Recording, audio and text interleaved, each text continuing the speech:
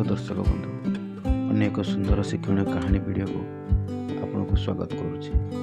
आशा करुच्ची यही वीडियोटी आपको निश्चित भल लगे। चलतु वीडियोटी को आरंभ करवा।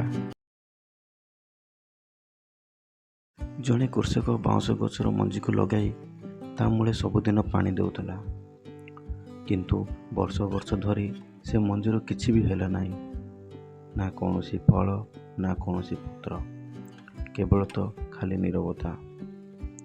किंतु कृषक हार न मानि धैर्यसर सबुदिन से माटी उपरे जलसेचन करुला। एमिति देखु देखु 5 वर्ष बीतीगला। हठात पंचम वर्ष रे किछि सप्ताह मध्यरे गछ गुड़िक 80 फुटरू अधिक उपरକୁ उठीगला।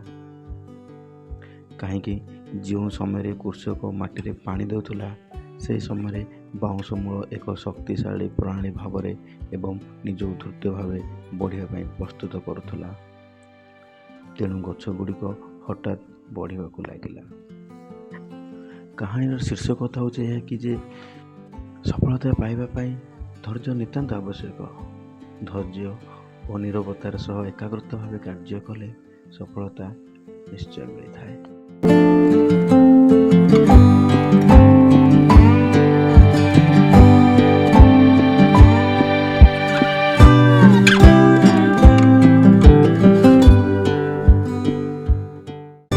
आशा करछि दर्शक बंधु ये कहानीटी आपको निश्चय भल लगी। यदि निश्चय भल लगी वीडियो को लाइक करेंगे, यदि चैनल नुआ अच्छा चैनल को सब्सक्राइब करेंगे और निज सांग मान सहित निश्चय शेयर करेंगे। धन्यवाद।